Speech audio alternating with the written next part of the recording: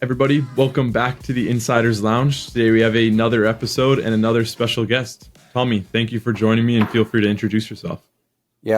Tommy Wilson, Technical Director at Charlotte Football Club. Brilliant. We always like to get things kick-started off with the first footballing memory that you have. Feel free to let us know.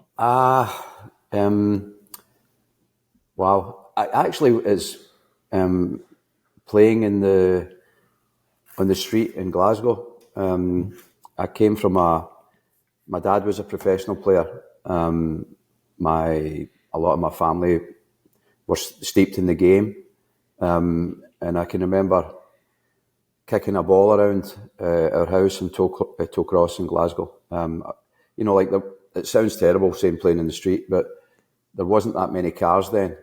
And you learned early that don't do any slide tackles because you cut all your legs. So it actually taught you to stay up on your feet. And my two brothers, who became professionals as well, were there. So for me, it was, before I could become a professional, I had to try and be the best player in my house, never mind anything else. And that was a real challenge for me. And I think a lot of people have mentioned previously that the asphalt and the concrete that you're playing on makes the game much quicker, so you become much more reactive at a younger age, which obviously benefits you later on. Yeah, like every weekend I played 3 games. I played for the school, I played for the Boys Brigade, and I played for what they called a boys club. It's just a soccer club. They wouldn't call it a boys club now because a lot of girls play. But so I played on grass. I played on like red ash fields. Mm-hmm. It's hard. It's like stone, compressed stone, like clay tennis court. Okay. And if they were done well, the ball moved really quickly. So I've had 3 games on different surfaces over the weekend. I think that helped me to become the player I eventually became. Yeah, Set the foundation. Yeah, let's get into that. You mentioned your whole family was sort of around the professional football space, and obviously you followed along. So can we get into your career and then give us a quick summary of sort of the whole thing? I know it's quite a few years gone by. Yeah. Well, I think my dad was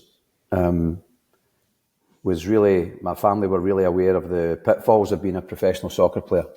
Only 1% ever make it, and it's not a great career path if it's only 1% that make it. So you can't expect. You might think that you're going to be one of the 1%, but it's difficult to predict that. So running alongside that, I became an engineer. I worked for Caterpillar, American company, and I loved it. I loved engineering. I qualified as a mechanical production engineer, but right when I qualified, I get the chance. I was playing for Queen's Park, who are one of the oldest clubs in the world, who owned the National Stadium in Scotland. I don't think they own it anymore, but they still play there. So they were an amateur club playing in the professional league. So it was a great grounding for you. I learned so much about life, about standards and values and stuff. And St Mirren, who were in the top 4 or 5 in Scottish Premier League, came in for me at that time, and I had to make the decision to choose between engineering and professional sport, and I chose soccer. And I guess the rest is history. I mean, I can go on, and do you want me to continue with my career? I have a quick question about that decision, though. What was the instinct behind that? What made you choose football over engineering? I don't know. I just I was actually doing a lot better. I was a bit of a late bloomer because I was smaller physically. And then I started to get better and better and better. And Ricky McFarlane, who was the manager of St Mirren at the time, like the minute I met him, I thought, wow, this is for me. And my dad supported me. He was always a little bit wary, but he fully supported me. Financially, it was better than what the engineering was offering me. But that wasn't it wasn't like I instantly became a millionaire because I was signing for St Mirren. It's not like it can be today if you're signing for a top club. So, but it was better, and I just thought, I'll just do it. So I went for it, and I was there for 7 years at St Mirren. Played, I don't know, 300 Premier League games. Scored 1 goal, which was not a great return. Thank God I'm not a forward. And then I went to Dunfermline. I mean, with St Mirren, we won the Scottish Cup, Scottish FA Cup, which is massive. Like back then, there wasn't a lot of live games on the TV. So the FA Cup, the Scottish FA Cup, was one of the live games on the TV. So to play in the final, 60,000 people there with my family there, and to win, my uncle flew in from Canada, from Hamilton. He was staying in Hamilton in Ontario. He flew in for the game. I remember giving him my shorts after the game. And then we played in Europe a few times. And then I transferred to Dunfermline, who were also in the Premier League. From there, I went to Hearts, Kilmarnock, Dumbarton, and then I stopped. I wanted to get into, obviously now you're working in management. You're on the sort of the other side of football now, where you're working with players from a more leadership perspective. I want to know your biggest lesson that you gained being a player and going, and now you can sort of look at it from the other perspective, where you're seeing players grow up and kind of go through the same challenges you were facing. So I'd love to hear the biggest lesson you gained from being a player and now being on the management side.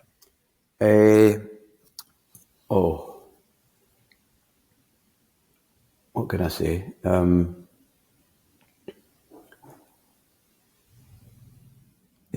mean, I think when you're a player or have been a player, you see the game through the player's eyes. And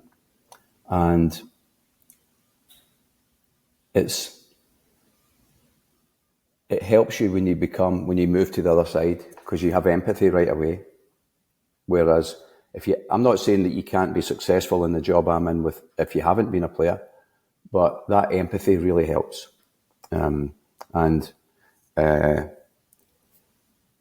That is, I would say that's the most significant thing. And then when we speak on that moment where you sort of realize your career is coming to an end and you have to sort of make that next decision, make that next step, can we talk about that time period and how that transition actually went about? Yeah, well, I've spoken about this before, but it's worth repeating.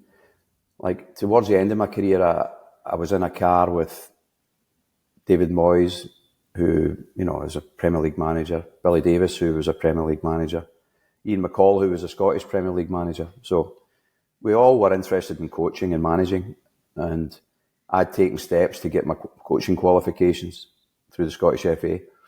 So it was I guess I had the choice to go back into engineering, which I'd been out of for a long time, or become a coach. So I chose to become a coach. And then you ended up spending 20 years with the Scottish FA and Rangers in Scotland, obviously, in that time. Can we get a quick summary of sort of your work there with those two organizations, and then the transition to the US? Obviously, that's a bit of a unique pathway, and I'd love to hear some of the inspiration behind wanting to make that move.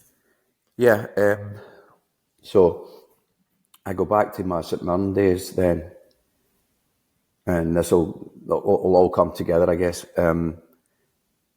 I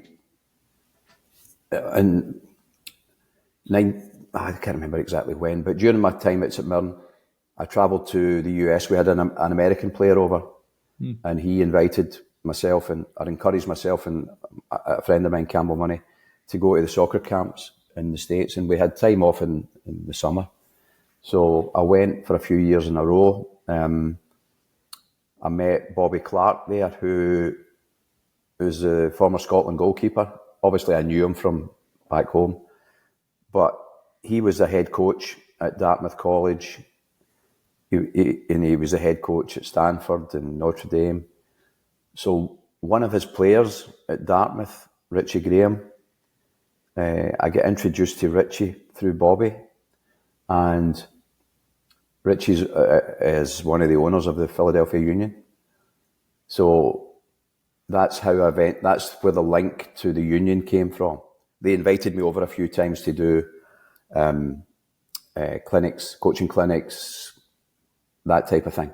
So, so after I stopped playing, I was offered the job as the regional development coach for the city of Glasgow, and also in my remit was Argyll and Bute, which is Argyll and the Isles like Oban and Jura and Isla and all that. If you think of the whiskey names, all the places. So I loved working in the city of Glasgow and running that programme, and then I worked my way up, and then I get promoted to the head of children youth development, and then I became the director of coaches education, and I was a national team coach for Scotland, and we had great success. I worked with Archie Gemmell, famous Scottish player. We had great success with the team. We got to the final of the European Championships, lost narrowly to Spain. We went to the World Cup in Canada, by the way. It was in Canada. We stayed in Vancouver Island, which was magnificent.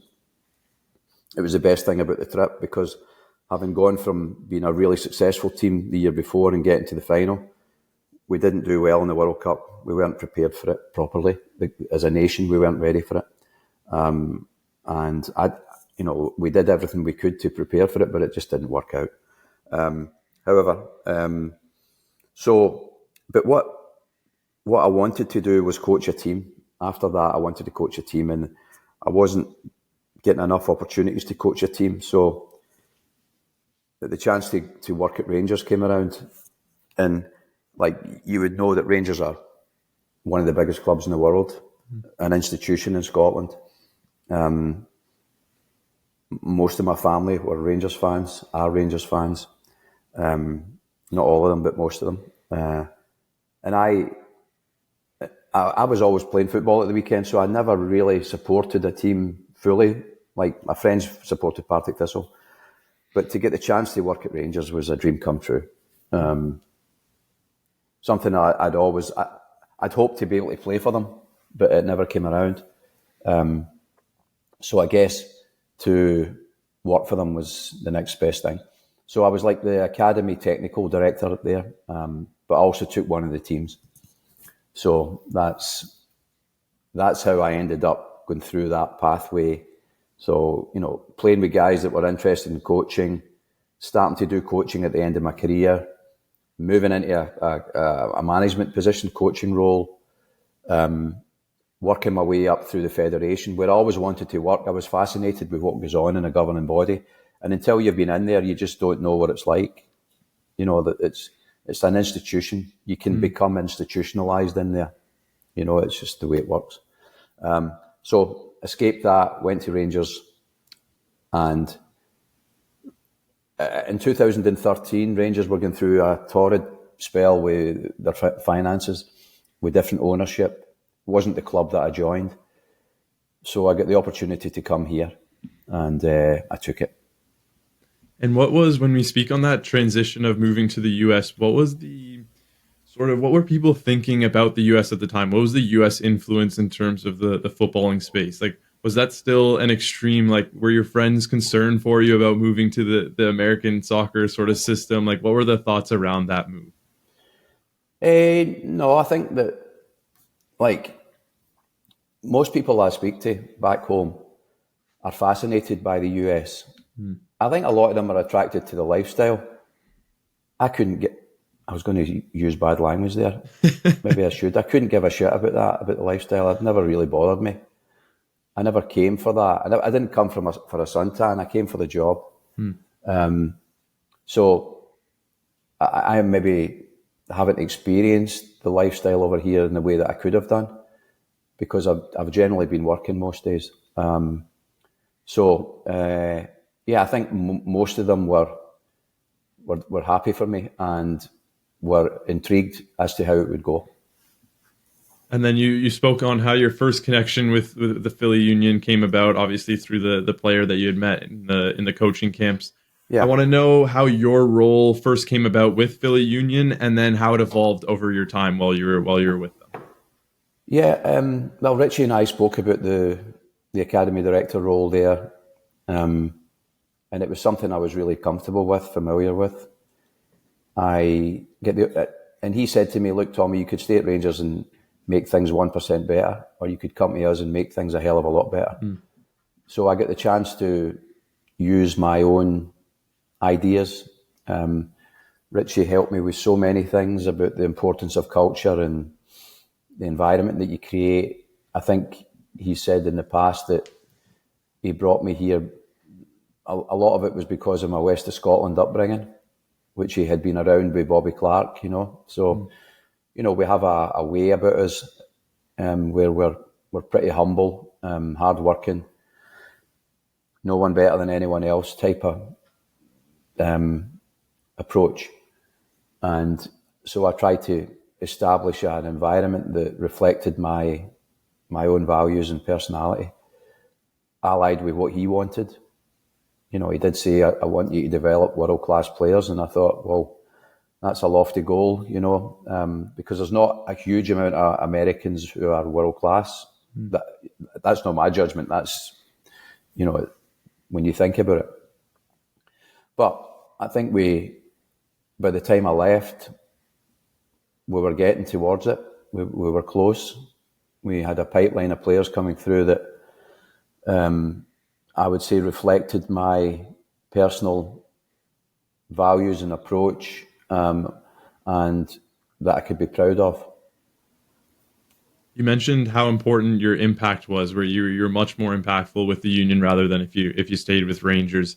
I'm curious some of the key values or practices that you brought over. You mentioned how that sort of Western Scottish way of being humble and working hard. I'm curious some of those values that you actually brought over that you helped initiate within the club's principles. Yeah, I think that I always wanted the players to be warriors on the field and gentlemen off it. I think you can do that. I think laughter, making people enjoy coming to work, make the players enjoy what they do. Like, the players should walk through the door thinking, tonight I'm here to do my best, and go home satisfied with what they've done. There's a lot of laughter. I think we take ourselves way too seriously. The coaching is really simple. It's really just teaching. You're teaching people, guiding them to get better. Like, hard work is sort of non-negotiable. I used to have meetings with parents and players, and they would say, yeah, but my son's working really hard. And I used to say, don't say that to me, because if he wasn't working hard, he wouldn't be here. That just gets you in the door. It's your talent that takes you beyond that, your application, your curiosity, your willingness to learn. And I always look for people with human qualities, like kindness and tolerance, compassion. So I felt like after 4 or 5 years at the Union, we had created an environment that was taking care of player development. And that every morning I woke up, I felt like I was steering an ocean liner. And if I didn't get it right, it would go off course, and it takes a long time to put it back on course. So every day I try to keep it in a straight line. Every day is an adventure in the job. Every day is a challenge. And then as my job developed, I took on a more senior role. I looked after the second team and all the staff, and it was much more aligned with the first team. I think I left the Union in a really good place. I left it. It was important to me. It was important to me, is important to me, that I left it well. I left on good terms. I left with the blessing of the ownership and the senior staff. I didn't want to do anything that would undermine that. And I worked hard to make sure that happened.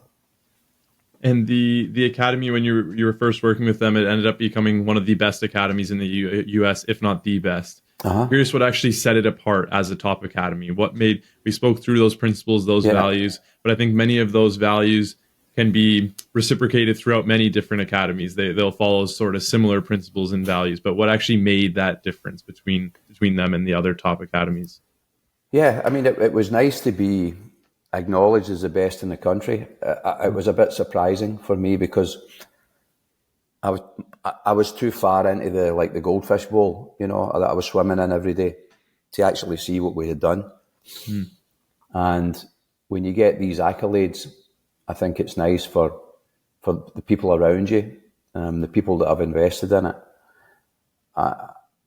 What I think we got close to creating was a high performance environment, was a holistic development model, where if you put the player at the centre of the bullseye, and all the spokes are around the player, we like a multidisciplinary team, you could call it. We were able to affect player development in a multifaceted way, and I think, and then once we got it established, it was just up to me to keep the environment active, to keep it current, to keep it innovative, to ensure that we looked after things properly. And yeah, that's I would say that was one of the biggest things we did. And then you mentioned the importance of when you're scouting or you're recruiting players, you're looking for the actual person themselves and looking for their attributes in terms of how they interact with people and so on. You ended up being able to sign 30 plus players to professional contracts. So I'm curious some of the key insights you looked for in players specifically. Obviously, you mentioned the human side, but I'm also curious about the footballing side and maybe the combination of both. Yeah, I always feel like when you look in someone's eyes, you get a good sense of them, and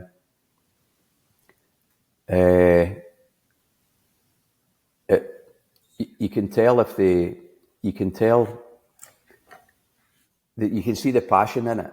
So I often, I've often mentioned that the players that have been successful, when I think back to them, what do they have in common? And that was one of the things. So, like you scout on potential, you scout on athletic qualities, but what you can't predict is how far they'll go. You just can't. It's just like Brenden. If you said to me Brenden Aaronson would be playing in the Champions League and would be sold for whatever it was, 20 million. Not that I didn't think Brenden had a chance. He was one of our most talented boys. But when I think of some of the players that he played with, if you put a gun to my head, I couldn't have told you that Brenden would progress so far. That's part of the joy of the job, the challenge, that you just don't know what's going to pop out at the end. I talked about being an engineer. This is like a manufacturing plant, player development. You put raw material in at one side, you work on it, you put it through processes, and it pops out at the other side. So, like we have like you said, there's 30 professionals. I didn't know that number till I read your notes. I think in 10 years, I would say the first 3 or 4 years doesn't really count. So, because we were a new club, we were just starting out. That's still building everything. Yeah. So to have 30 players in 6 or 7 years is a really an outstanding return on the investment. And I don't say that about me. I say that about the club's investment. Richie and the other owners invested. Like if you look at YSC Academy. They brought Nuha Ahmed Lee in, who's a top educator, and it's one of the finest sports schools that I've ever been in, and I've been at Barcelona and Real Madrid in these places. So that's a statement of intent, what we've done. So it's not like it's happened by chance. We created this environment and we maintained the environment and we invested in it, and we were driven by innovation, and the success has come from that, I would say. And you were speaking earlier about your legacy and how you'd want them to continue to develop. And I was there maybe a month or two now, and it hasn't stopped that sort of train where the players are continuing to develop, they're continuing to break new records. The academy's still at the highest levels and becoming one of the top academies in the world now rather than just the US. So I think that's also cool to see where you've left the principles there and you've left your mark on that project, but it's continued to develop, which I think is cool. I mean, that's really kind of you to say that, Chad. I'm not sure where the Union, maybe it is one of the top in the world. I don't know. Having been to Brazil, in Germany, in France, in Spain, there's still a long way to go. But I think what I tried to do was leave some sort of legacy that whoever stepped in after me could take over and run it, and like without having to make major changes. John Shear took over from me. John, a good friend of mine and a former director of scouting at the Union. He knows what he's doing, and John will probably take it to a different level than where I left it, and I certainly hope so. And I mean that in all sincerity. It's hard for me when we go back to the Union when we have games against the Union. I'm kind of hoping it's a draw, but So I'm confident that project, I hate that word, but the player development initiatives and system at the Union will just continue to grow. We mentioned the number of players signed to professional contracts. There's also a dollar figure of players that left the club, and it's around 30 million during that time. How do you balance the financial objectives and those development objectives? You kind of mentioned both, where I think that can become really difficult. That's a great question. And 30 million in sales sounds a lot, really, when I think it. I didn't know it was as much as that, I don't think. But you need to balance that off against the investment that the club's making. So even if you had, you're mandated by MLS to have an academy, so the clubs are going to invest. Even if you don't believe in player development, you still got to have an academy, so you need to invest in it. So you're over a 5, 6, 7, 8, 10-year period, you'll invest 10 million, 12 million, 20 million, whatever it is. So I think the trick for what we tried to do at the Union was there was a financial model that we had to follow and to justify all the investment, because in the early days, fans were grumbling and saying, why are we spending all this money on players development when we're not winning games? So that is a balance. The Real Madrids, Barcelonas, Manchester Uniteds and Manchester Cities of this world invest heavily in their academy.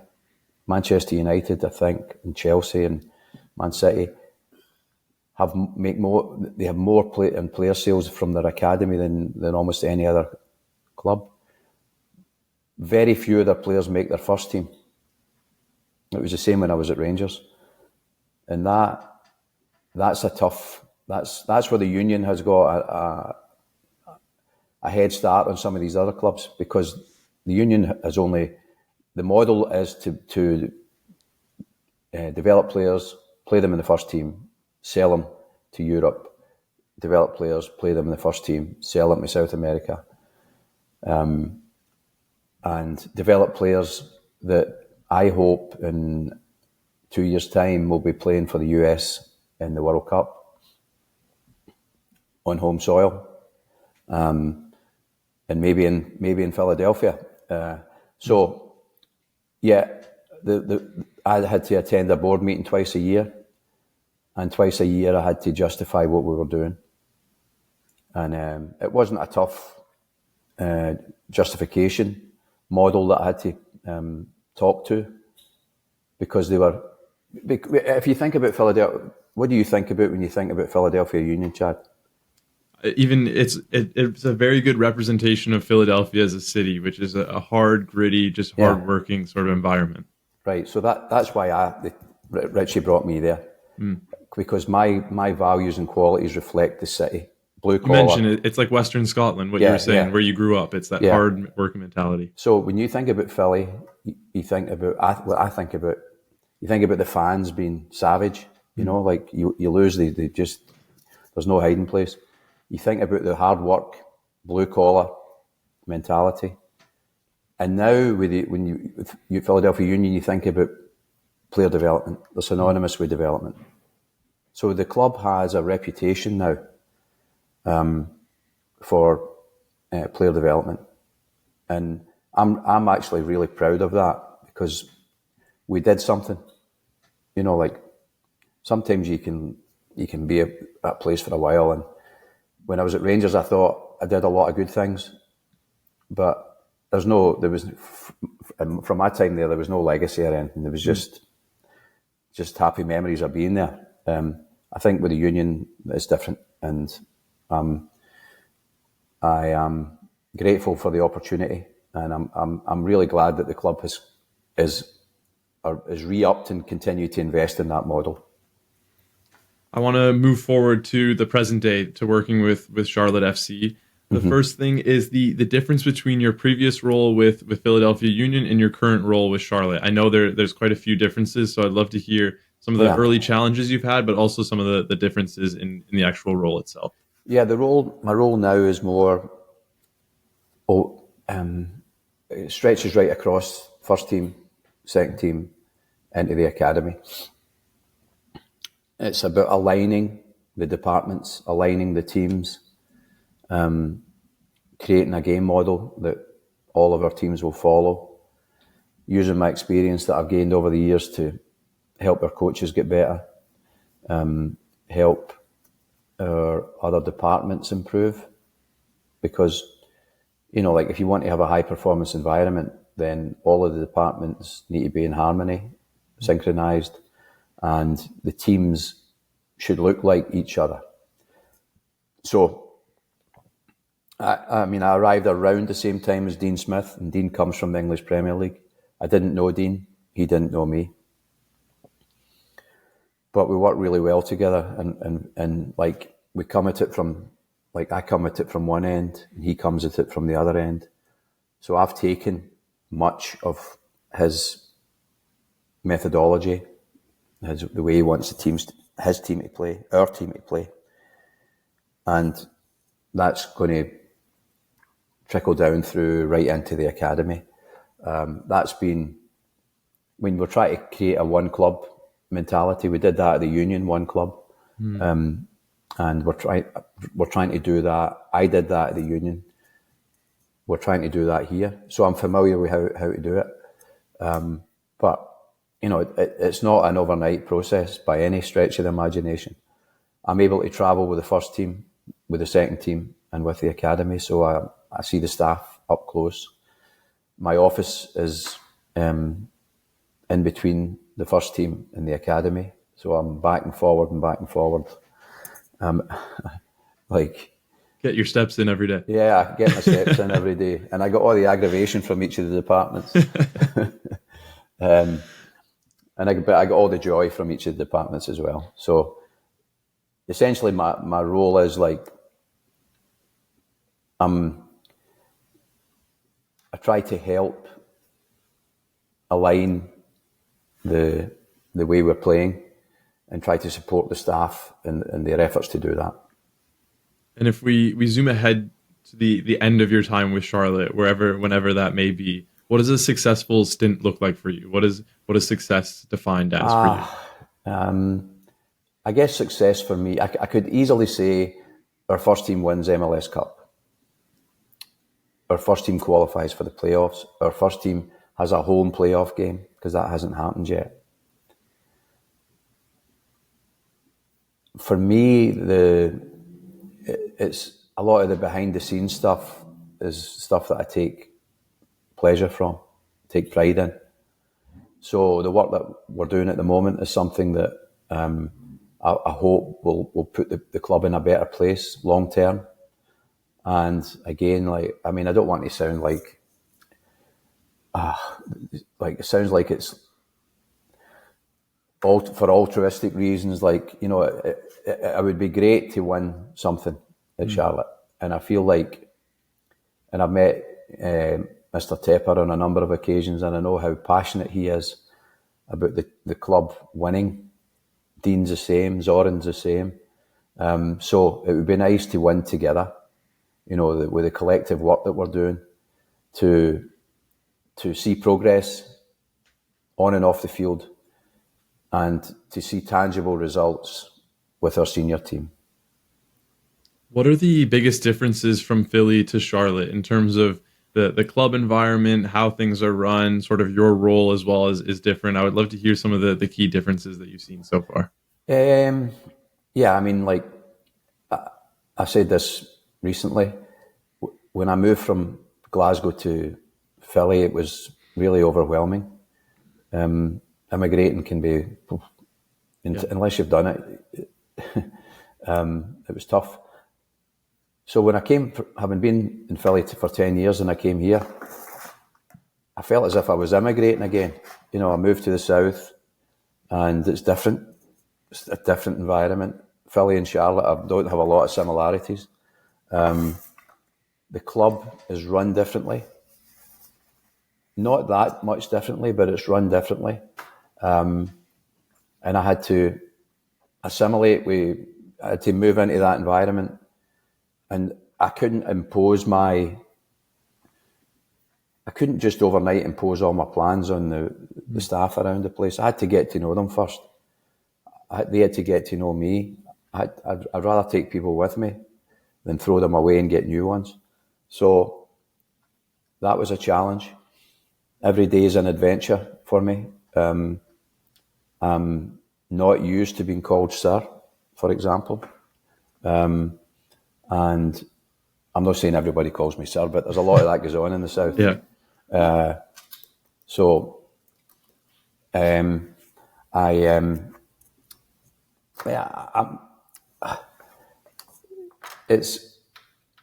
On the field, things are fairly similar. Excuse me, I just need to charge my computer up. The Philadelphia Union's got a unique way of playing. Charlotte's way of playing is not like that. It doesn't look the same.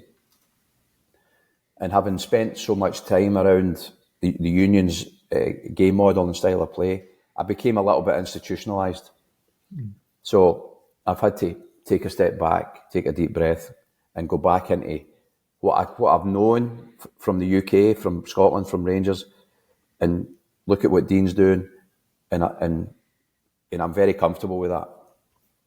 So, but there was certain decisions I could make at the Union like that. I could change someone's role, I could change someone's salary, I could hire someone, I could release people, I could sign players, I could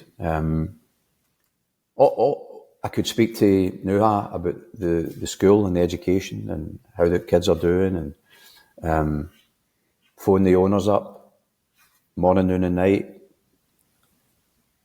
So I'm starting afresh here. So a lot of the givens that I had before, a lot of the non-negotiables are not here, and that has taken me a little bit of time to. It's taken me time to get a process here. It's taken time for people to get to know me, for me to get to know them. I would say that the welcome I've had at this club has been nothing short of magnificent. They couldn't do. They have been so accommodating in every aspect of what I've been asked to do, and I'm very grateful for that. I want to know, you grew up through the Scottish footballing system. You went all the way through as a player to the professional side. and then you even ended up coaching and working in the management side as well. And now for the previous years, you've been on the U.S. side, sort of seeing the development and working on that development side in the U.S. I would love to compare the Scottish footballing system to the American footballing system and kind of get your insights on both and see why is one better than the other in certain aspects and why they might sort of have a unique blend. Yeah, I would say that Scotland's got a huge, great tradition in soccer. Like, if you watch some documentaries, it's really interesting when you think about the Scottish game that the Scots invented the passing game. It used to be that players run with the ball all the time. In Scotland, introduced the passing game. I mean, when you look at countries like Spain and Croatia, and they could pass us off the park, but we have a proud tradition. Celtic won the European Cup. Rangers won the Cup Winners' Cup. Aberdeen won the Cup Winners' Cup. Dundee United got to the final. So you couldn't imagine that now. Like a Rangers or Celtic, I don't think will win the Champions League in my lifetime. So we have and it's ingrained in us. There's huge traditions and passion that I see coming here, but it's not quite there yet. Like I was around Pennsylvania, Philadelphia when the Eagles were playing. I could feel it. You could feel that passion. You could feel the hurt and the anger when they lost. Like it was tangible. So I miss that a little bit in the soccer here. In terms of the playing, the US has got such a huge amount of players. I mean, Scotland's got 5 million people. So we didn't have a big pool to select from. The US is, soccer's the biggest participation sport in the country. And if you think about all the immigration here, it's like a melting pot of talent and untapped. It's untapped. So, and when I think about the US soccer's the biggest sport in the world, and the US has got the biggest sports economy in the world. So how can they fail? How can they fail? The US should be looking to be in the top 5 to 10 nations in the world, in my view. They are in every other sport. So why would they not be in soccer? Why? I mean, I've got some ideas why they're not, but I think in the fullness of time they will be. But Scotland ticks over. Like I watched a game recently where Uruguay were playing at the Copa America. There's only 4 million people in Uruguay. New Zealand, the All Blacks are the winningest team in professional sport. 3 or 4 million people. So Scotland we can do better in Scotland. I believe that we do well, but we can do better, and it's the same over here. You mentioned you had some ideas of why the US isn't quite at that level yet, and it actually linked to one of my next questions. Was, right. What is one thing you would change about US soccer as a whole to get it to that level? I think alignment. There's no pyramid here, really. There are so many acronyms that I couldn't repeat them. And there's a strength and a weakness. There's a place for everyone that wants to play over here. There's an organised team with a coach that's generally getting paid to be there. And the level is so disparate that there's a joy in playing the game. I get it. At any level. I occasionally still turn up and play rec soccer, and I really enjoy it when my knee allows me to do it. But if we truly want to succeed, we need to create a pyramid that's all encompassing, and that players go up and down the system and find a level, and that the best ones get to play against the best ones. at the right time, consistently. We spend too much time in planes and trains and hotels, unfortunately. We want to travel to this tournament and that tournament, and we leave at 4 a.m, we don't sleep. It just works against player development. So, but the country is so massive. There's so many challenges, and the governing body, US Soccer, have had a lot of issues to deal with recently. I feel like now, and I've spoken to Matt Crocker, who's the sport director there. He's got a vision for how he wants to take things forward, and I'll be interested to see, particularly around the World Cup, just that start to come to fruition. But it's easy for me to say what I'm saying. There's a lot of self-interest, and I understand that. There's a lot of people who this is their career. They're supporting their family through soccer. So they're not going to say, you're right, Tommy, we'll just change and I'll not have a job anymore, but, good for you. So if there was one thing I could change, it would be that. And then we'll get into your career as well. We're speaking of change. Is there anything you would change in your career specifically in terms of your playing career or your management career that you thought, hey, if I can go back, I could change one thing? Yes. In the 93rd minute, against St Mirren versus Rangers, at Ibrox, I took the ball off Davy Cooper, and who was a famous Scottish player. What a fantastic player. He's dead now, sadly. And I was on the receiving end of a tackle that put me out for a year. And at that point, my career was on such a high.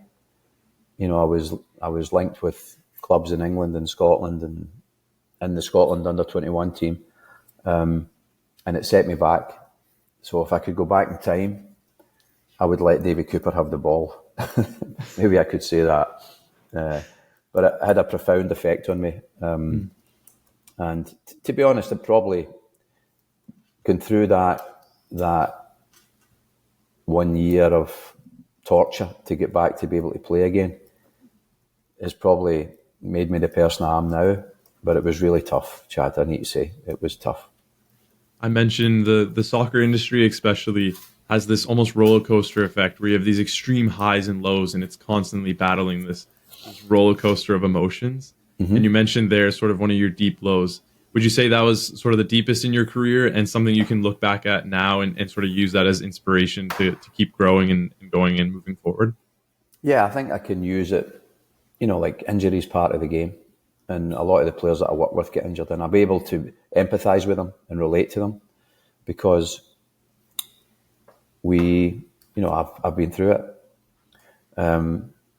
What doesn't kill you makes you stronger, apparently. Sometimes I'm not sure about that. But it did toughen me up, for sure. When I went to Rangers, a good friend of mine, famous Rangers player, Ian Durrant, said to me, you need balls of steel to survive this place. And he was right. So when you get to an environment like that, you need to, it's almost sink or swim. So you have to toughen up. And I think those things have allowed me to deal with a lot of situations here that are not easy, on a daily basis. I still have to do emails and arrange meetings and read documents and reports, but a lot of the stuff is one-on-one interactions with people, and you need to have your wits about you to handle that. And I'm dealing with different cultures, different nationalities, different languages. So that's pretty challenging. But I think that the stuff that I've done, that I've been through, the experiences that I've had in my career have stood me in good stead for that. You mentioned the importance of working with people there. What is your number one key sort of thing that you look towards when trying to build relationships with others? Obviously, coming into a new club now, you're having to meet a ton of new people, like you mentioned, new backgrounds, new cultures. What is your key to growing those relationships? I think I try and be. I listen. To like I don't. I'd like to know where they're coming from. I look for like eye contact and engagement. I try and use my experience to support the initiatives that are placed in front of us, and try and understand the rationale where they're coming from. Just be a decent human being. Like follow through on things. If I say to a person or a group of people that I'm going to do something, then I try and do it. If I can't do it, I tell them why I can't do it. I don't like being left hanging.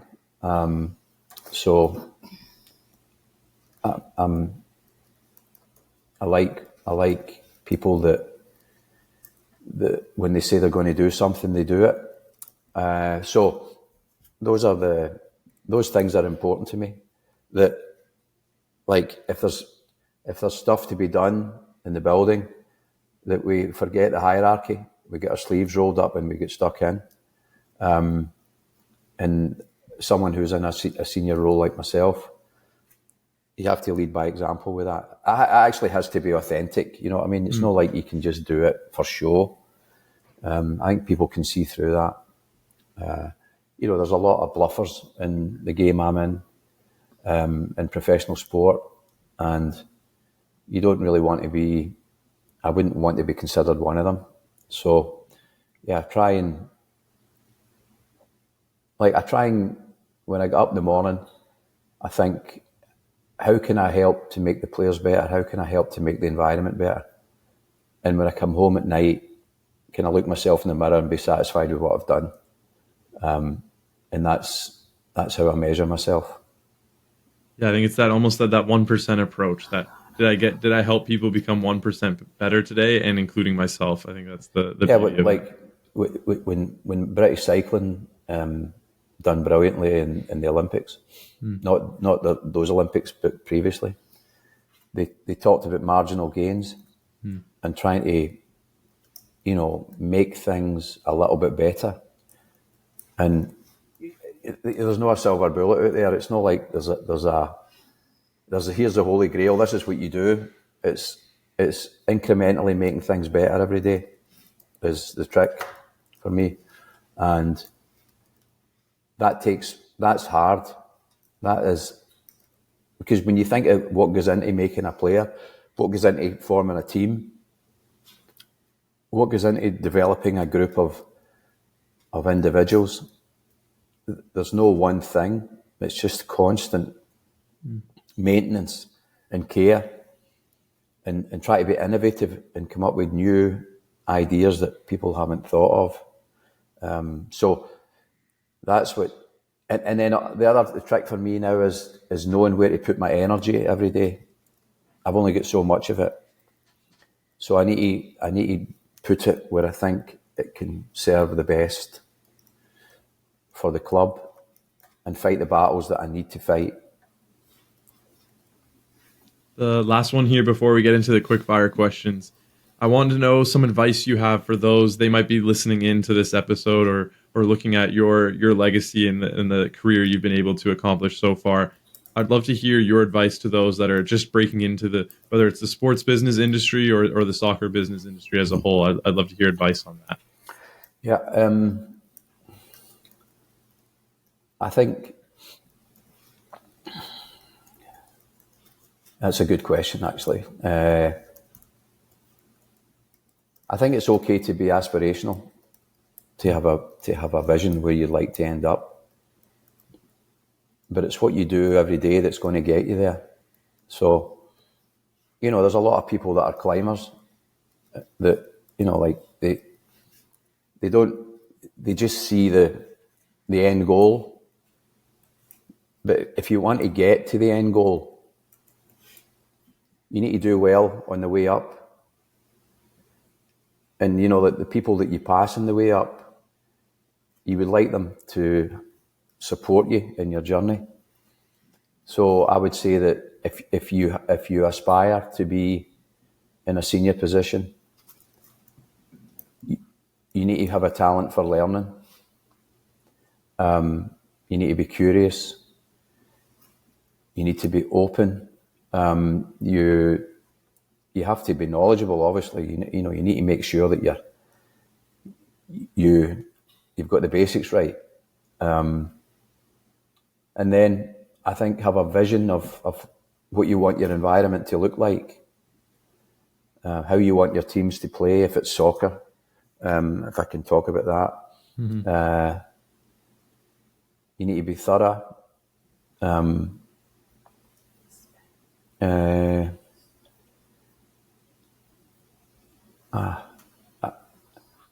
It's not easy. There's no a shortcut.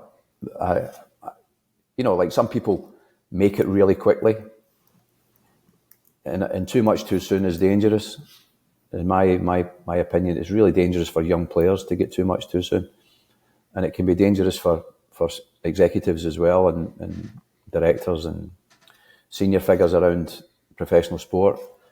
So you need to have the foundation, because if you don't, you'll get found out. You will get found out for 100%. You will get found out. So, and the higher up the tree you climb, the easier it is to see your backside, if I can say that. So you need to make sure that when you get to the top, you're ready for it. Because if you're not, you'll be exposed right away. We'll get into the quick fire questions here. What is one vital part of your daily routine? Something you have to do each day in order to feel the most success? I go for a walk. A power walk. I walk for an hour and a half every day. Really? That's good. I try and do a mile or two a day just to keep my legs moving. Yeah. What's a favorite quote or saying that you live by? The standards you set are the standards you get. Oh, that's a good one too. Top recommendations for either your hometown, so Glasgow, or in Charlotte now, something, a food spot or something you have to see. In Glasgow, there's an Italian restaurant called Amarone, which is near George Square. And in Charlotte, there's a place in I'm staying uptown. It's called Duckworth's, and there's a cellar in it, and it's like a throwback to the old speakeasy days. So that's top. Brilliant. And the last one here: if you could sit down with one person, dead or alive, who would it be and why? If you're sitting down for a meal with them and having a chat. Okay, I thought about this long and hard, and I'll if I can extend it to two people, I'd like my dad to come back, because I've got so many questions for him that I never got to ask, and he passed quite suddenly, and I think about it a lot, even though it was a long time ago. I think about it a lot, that I never asked him about this, and I never asked him about that. And then when I was playing, my idol was Johan Cruyff. And when I was at St Mirren, we were going to play against his team, and he was playing. It was at the end of his career. And I got injured. I got that injury that I talked to you about. So I missed out on playing against Johan Cruyff. And then through Aspire Academy, I went to a conference, and Johan Cruyff was speaking. And it was the last conference that he spoke at before he died. And I was too nervous to go up and say hello to him. You know, like, Mr. Cruyff, you're my hero. So he was such a visionary on the game. He, you know, like when I read, like if you read what Guardiola says about him. So I'd love to pick his brain about the game and learn. So that would be it. Tommy, I appreciate your time. It was a great conversation. If you have any last words, and then we can wrap things up. No, Chad, I'm I'm grateful for you giving me the opportunity to speak. And, you know, if anyone's out there and wants to, you know, you can pass on my contact to them if they want to, if there's anything specifically that I've spoken about that they'd like more information on. No, I appreciate your time. I look forward to speaking again soon, and thanks again for coming on.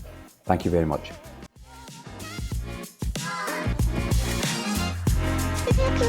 Wanna hear you go.